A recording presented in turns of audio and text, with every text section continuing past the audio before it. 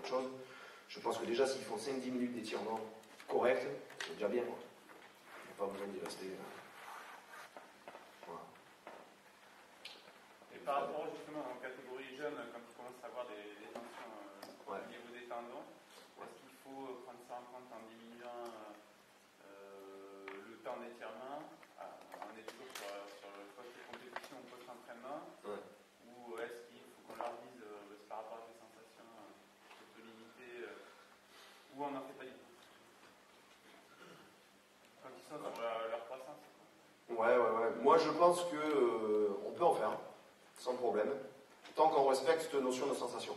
C'est-à-dire que l'idée, à la rigueur, sur des jeunes qui sont en pleine croissance, qui peuvent avoir effectivement des tensions au niveau tendineux, c'est de réussir à leur faire comprendre que l'idée, c'est juste de remettre le muscle en étirement pour drainer.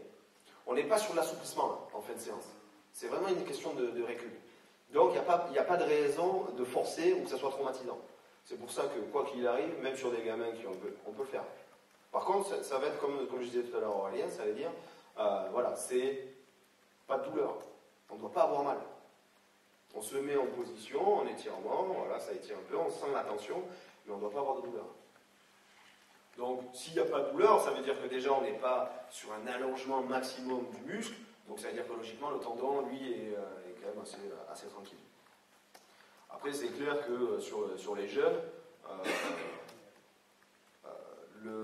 les tendons sont très très solides sur les jeunes.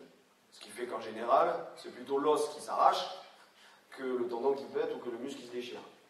Donc là-dessus, il n'y a pas particulièrement de souci. Tant que vous n'êtes pas à vous acharner dessus, ça peut se faire.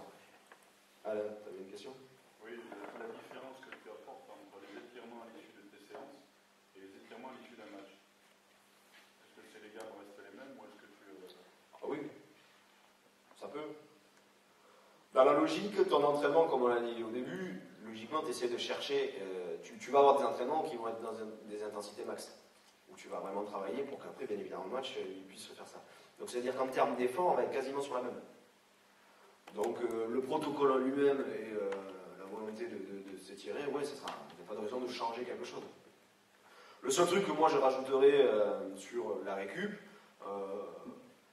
alors, on sort du cadre des étirements, que ce soit après l'entraînement, surtout après un match, mais il faut avoir le temps de le faire, l'organisation de le faire, c'est de virer les chaussures et au moins de marcher pieds nus sur le plateau, passant 5 minutes. L'idéal, ça serait limite de faire un léger, de trottiner. Ça, on sait que c'est l'idéal pour la récup. Après, quand on vient de faire un match d'1h30, c'est compliqué de mettre ça en place culturellement aussi. Surtout que je trouve qu'en handball, on est un peu en retard sur pas mal de choses. C'est compliqué de mettre ça en place. Par contre, si vous avez un public réceptif et vous arrivez à faire passer le message, et qu'en plus, au niveau de l'organisation en général, vous avez le temps de le faire, quitter les chaussures pieds nus et trottiner, c'est intéressant. Et pourquoi c'est idéal? Pardon? Pourquoi c'est idéal? Parce que ça permet vraiment un relâchement du corps. Enlever les chaussures, c'est parce que au niveau des tensions et des pressions qu'il y a au niveau des pieds, là, on retrouve à nouveau quelque chose d'assez naturel. Et surtout, c'est que ça permet de suite de mettre en route les processus d'élimination des déchets que le corps aura produits. Il faut savoir que par exemple le lactique, tout le monde dit c'est la bête noire, le lactique, le lactate et tout ça, c'est vraiment pénible. Sauf que notre corps se sert du lactate, le consomme pour faire de l'énergie. Donc c'est pas complètement un déchet. Et le fait de, juste derrière l'activité, se mettre en action de façon souple, de façon plutôt sur une filière aérobie, puisque nous, notre action, c'est beaucoup d'activités très brèves et très intenses anaérobiques. Là, on se remet dans, j'ai envie de dire, pour grossir le truc, on est en train de rincer. Ça permet, avec la boisson, se remettre en activité pieds nus, on est en train de mettre en action le fait de nettoyer un peu l'organisme. Et pourquoi l'idéal? C'est parce que juste après l'effort, c'est ce qui, pour l'instant, par rapport aux études et aux faits scientifiques qu'on a, ce qui est le mieux justement pour dégager ces déchets-là. Après, c'est être le plus près possible de l'activité. Alors, pareil, je vais dire, dans l'idéal, ça ne serait pas de le faire juste à la fin du match, mais de le faire 20 minutes après. Donc ça complique encore le truc. Mais déjà, de se remettre à trottiner à la fin du match, ça devient intéressant.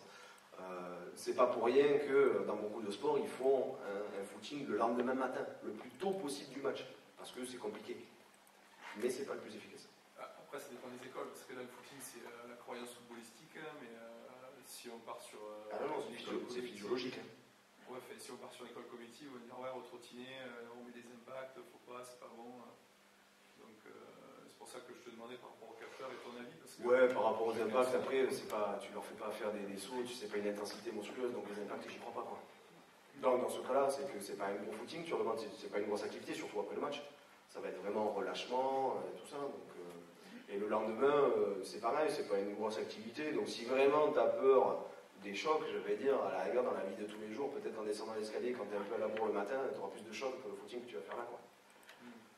Donc, ouais, il y a les bon, c'est des philosophies après. Bon, pour l'instant, physiologiquement parlant, quoi qu'il y ait, ou alors, si tu veux, tu fais du vélo. À la rigueur. L'idée, c'est mais bon, voilà, si tu me dis que toi, tu as les moyens de leur faire du vélo le lendemain matin, c'est le mieux. Ça, c'est sûr. Non, je suis d'accord par rapport au traumatisme, par rapport à nous, à la détention. Non, mais fais-toi, dans ce que tu as expérimenté, il y a un intérêt, c'est la question, puisque on sait qu'il y a l'effet scientifique. L'effet scientifique n'ont d'intérêt que sur le terrain, quand ils sont mis en place, il y a un résultat. Donc, toi, par rapport à moi j'y crois, ouais. Voilà. Notamment, mais Patrick va pouvoir le valider aussi. Sur des petites choses comme ça, d'étirement, d'essayer de faire du décrassage, d'essayer de faire du réveil musculaire, fait que par rapport aux interpôles, par exemple, avec les gamins, on n'a jamais eu trop de soucis physiques et ils ont toujours tenu quand même plus ou moins la compétition complète. Les premières années, d'ailleurs, on fait partie des rares pôles à ne pas avoir de blessés. 0 blessé au bout d'une semaine avec des matchs tous les jours. Alors après, j'enlève bien sûr les blessures de choc, comme je disais tout à l'heure, un pied sur un pied, voilà. Mais musculairement parlant, il n'y a pas eu de souci. Par rapport à certains pôles où on a vu où bon, l'encadrement était différent, vous n'avez pas non plus un préparateur physique, machin, et donc les protocoles étaient différents, mais on retrouve plus de terrain physique, quoi, musculaire. Après, moi j'ai vu ça donc, au Qatar, donc j'étais dans un club pro où on s'entraînait donc 2 fois par jour. Ouais, ça apportait ses fruits aussi. Alors là, tu vois, on avait les moyens d'aller courir sur de l'herbe, des choses comme ça pour diminuer les chocs. On n'avait pas les vélos. Ouais, en fonction de la période à la moto le matin. Ça, ouais, ça quand même. Ça... Bah, surtout quand on a les joueurs le lendemain. Ça évite vraiment d'avoir cette sensation d'avoir les jambes lourdes, par exemple, sur certains matchs qui sont vraiment pénibles ou qui sont vraiment intenses. C'est-à-dire que là-dessus, on arrive quand même à voir que le fait d'avoir trottiné, soit en suivant ou voire tôt le matin, mais la séance du soir ou de l'après-midi est vachement quand même plus